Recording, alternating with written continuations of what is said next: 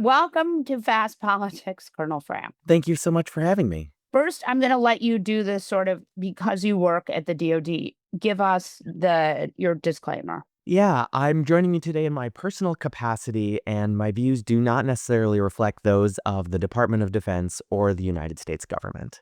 Right. Now, tell me what you do, what your title is, what you do, and a little bit about that. So, though I have been placed on administrative leave at this point, pending separation, I remain a active duty colonel in the United States Space Force. And in my final assignment, I was the director of requirements integration for the Space Force. What that means is my team and I were the ones that defined the capabilities that we would need 5, 10, 20 years in the future to ensure that we stay ahead of our adversaries, and should conflict extend into space, that we were prepared to win. Space Force is the hardest of the branches to get into because it's the smallest. So you obviously had a pretty impressive military career. I would love you to just talk about that. How you got into the military, how you got here. A I don't want to get this wrong, but you're technically a rocket scientist. Explain to us what you do and just sort of how you got here.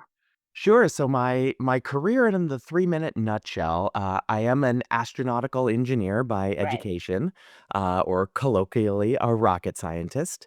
I had no intention of joining the military when I grew up, though I did want to be an aerospace engineer. I had been inspired by Star Trek. I wanted to be Geordie LaForge and make the warp engines go, help humanity expand into the stars. But I graduated in 2001, and as I was looking for jobs, we were attacked. And that was one of the few moments in my life where everything changed in a heartbeat. And I wanted to give back. I wanted to be part of something greater than myself and defend the freedoms and the opportunities that I'd been given and I enjoyed, to make sure they were there for future generations. Despite that, I knew there was something that I was going to have to hide about myself in order to serve. And that's a burden on an Yeah. individual. You can be good at your job, you can be great at your job, but you can never be your best if you're paying that mental tax to protect your identity. But I had an amazing career working on technology development programs, a number of satellites. I had two opportunities to take technology right from the laboratory to the battlefield early in my career, when I deployed to Iraq to do counter IED detection, and then later in my career when I did counter drone work. And that's in addition to all the cool space programs I've worked on, like missile warning, launch vehicles, communications, intelligence. It's been an incredible ride, and to have ended up in the Space Force was like a dream come true. When they finally let the engineers in, it felt like a marriage proposal when I was asked to Right. join. And I was like, yes, yes, 1,000 times yes. This I is where I belong. want to point this out because I feel like civil servants, you're not a civil servant, obviously, but people work for the government have been so disparaged by the Doge crew. But technically, you could make a lot more money just working in like plastics, right? I mean, in the private sector. Can you explain to us why you have a skill set that's very in demand? Yeah, a lot of members of the military can make far more on the outside, but there is something that keeps us in. It is that element of service, that element of character. What do we care about? As well as the bonds we've formed with the people around us who we've served with for decades, that matter so deeply to mission accomplishment and what we believe the military provides for this country. But we've been given education, clearances, specialized skills that are incredibly valuable on the outside. And you're right that many of us could make two, three, or more times as much should we choose to leave and serve in the private sector. But that's not what keeps us serving. We are not motivated by those things. We have an oath that we swore to care about and defend the ideals embedded in the Constitution, and that matters to us. The Trump administration has gone to war with trans people. It is really all they care about is being obsessed with trans people. They think it's a political winner for them or whatever. Who even knows what the thinking is there? For whatever reason, they are extremely mad at trans people. You are trans, you are in the military. This is a group that they are obsessed with. So tell us how they've targeted you. Well, there was an executive order soon after this administration came in called Prioritizing Military Excellence and Readiness. And that executive order classified us as undisciplined, dishonorable liars who lack the humility required for military service. And while the attack on our character was certainly there, I have to laugh a little bit about that, particularly when you say you lack the humility required. I was Right. not aware that was a key piece of the military ethos. And I Yeah. do ask, have they ever met a pilot? Because in our military, we are filled with pilots, and the pilots are going to tell you not only that they're a pilot in the first 2 minutes you talk with them, but that they are the greatest pilot. Mhm. And that is kind of necessary for those of us who are going to be on the front lines, who are going to launch themselves into the air in this advanced equipment that they are at the controls of. You have to have a little bit of that confidence, sometimes even bordering on arrogance, that you Yeah. can do this really hard thing. And Mhm. that's what trans people have been asked to do in the military. Do the hard things. And if trans people can thrive in that kind of environment, doing the most demanding missions our nation has to offer, it is proof that we belong everywhere. And we have had nearly a decade now of trans people serving openly, accomplishing their wartime missions, deployed around the world, and here at home all the time. And there is Right. no evidence whatsoever that we have failed at any of that. We meet or exceed standards consistently. I mean, how many people are even in the Space Force? I mean, just talk us through how rigorous a process that is. Yeah, we have about 10,000 people in uniform in the Space Force. So we are tiny, and we have a lot of people that would love to serve in this highly technical, highly capable service. And so have had the luxury of having far more people want to be in the Space Force Mhm. than we have spots available.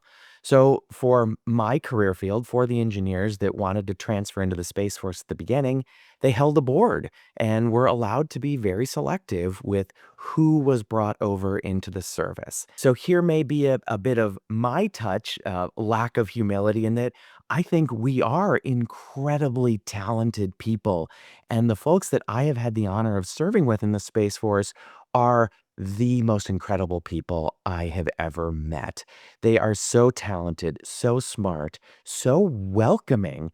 The Mhm. fact that we've built this truly 21st century military culture that lets everyone be their best and get after that mission we have to secure our nation's interests in, from, and to space is such a joy to be a part of because we are doing incredible things with limited resources incredibly well. I want you to explain where you are right now, what Trump has done to trans service members. Yeah, we are all being forced out.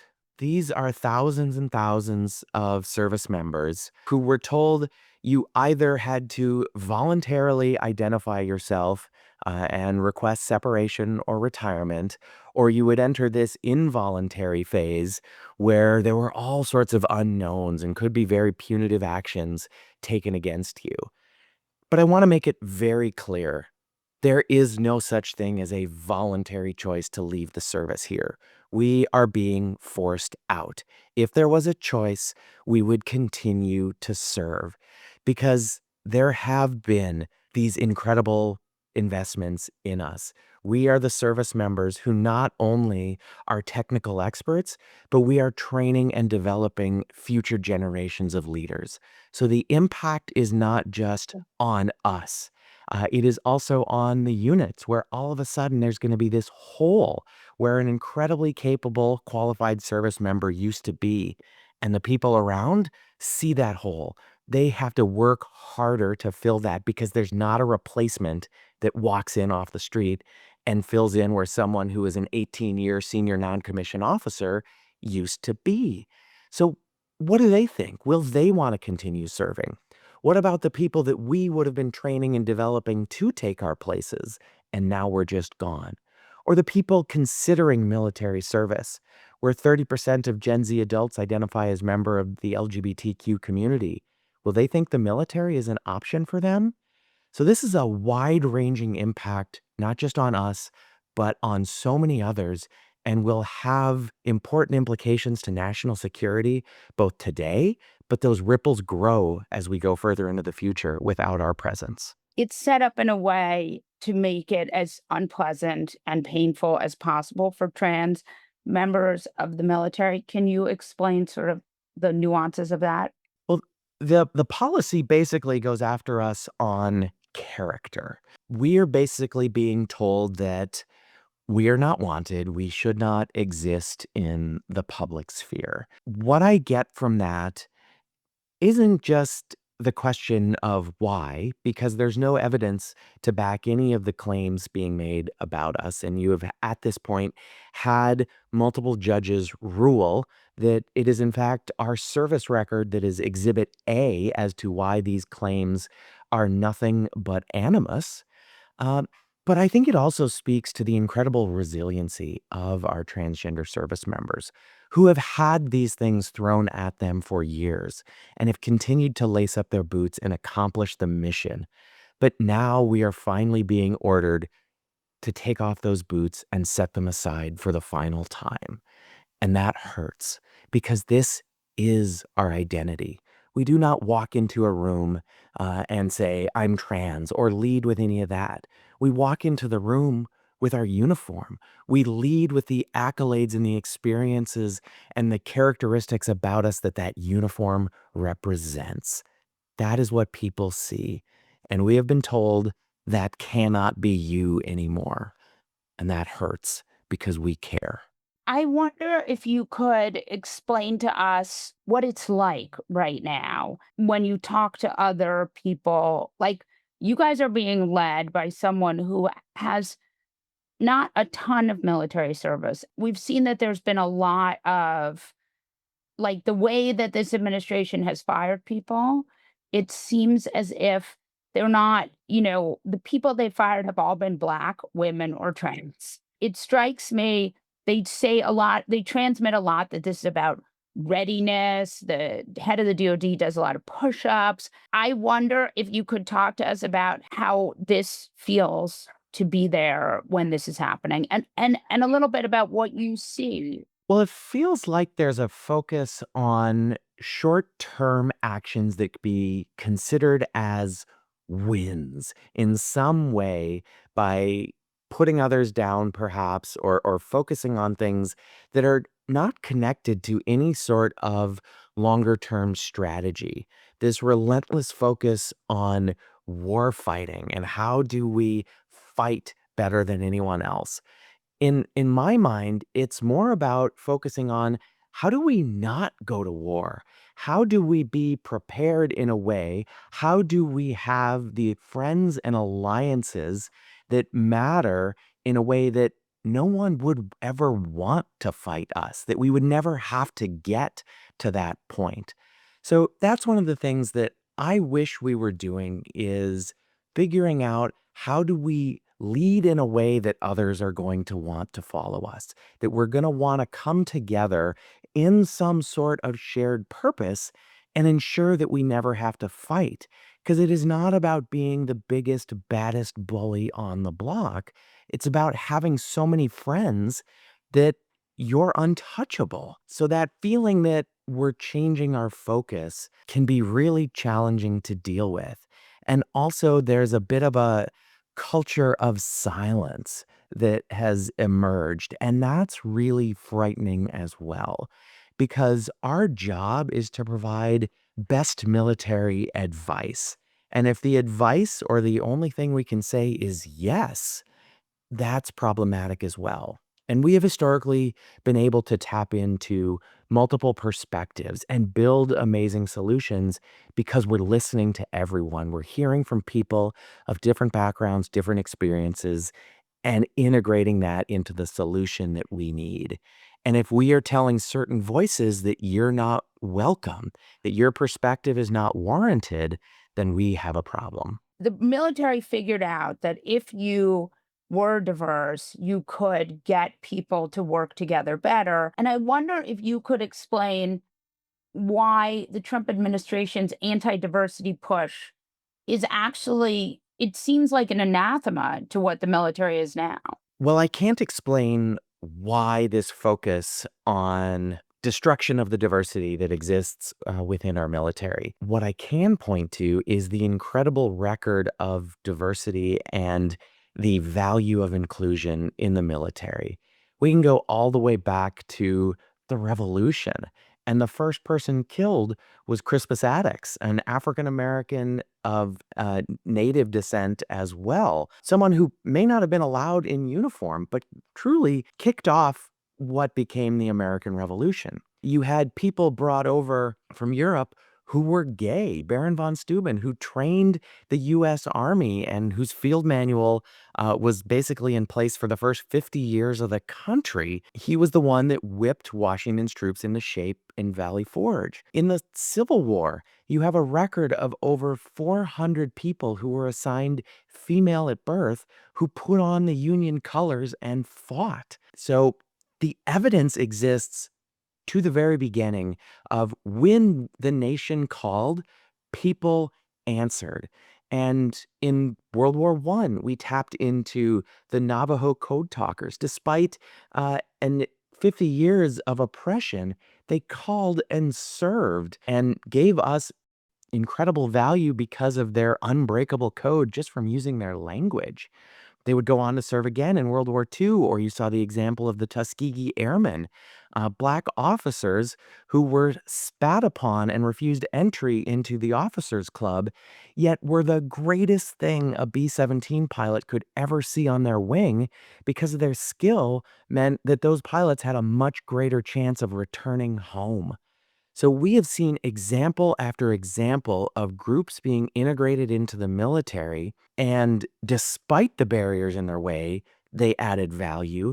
And then when we took steps after World War II to formally start removing some of those barriers with executive orders beginning like Truman's order to integrate the military, which took 6 years to finally desegregate the last army unit, we saw them thrive even more. But each time, whether it was with African Americans, with lesbians, gays, bisexuals, with women, or with women in combat, we saw these arguments that they were somehow incapable or unwilling to serve.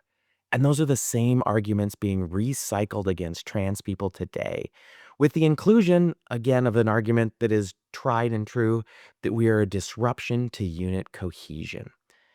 And I want to offer two short stories that kind of prove that false in my case, and I think are indicative of where our military is at. When I came out in 2016, on the day the trans ban ended, for the first time, I had an email that went out to my colleagues.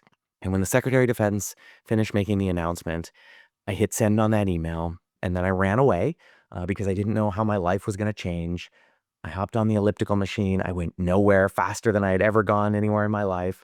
But eventually I walked back to my office, sat down, and my colleagues walked over to me one by one and said, "It's an honor to serve with you."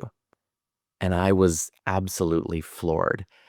But that was the unit cohesion impact because we had worked together and now they knew I could be myself and rededicate myself to the mission and to the relationships around us. And at the very end of my career, as I knew I was going to be placed on administrative leave and I would go to meeting after meeting where it was going to be my last time there, I had one where I was the last person called on in that meeting. And I gave one work-related update, and then I said, "I will be departing shortly. This is my last meeting. I'm not sure who my replacement is going to be because this is an unplanned departure." And the senior officer next to me said, "Why? Where are you going?" And I had to explain that I didn't meet this administration standards for military excellence and readiness.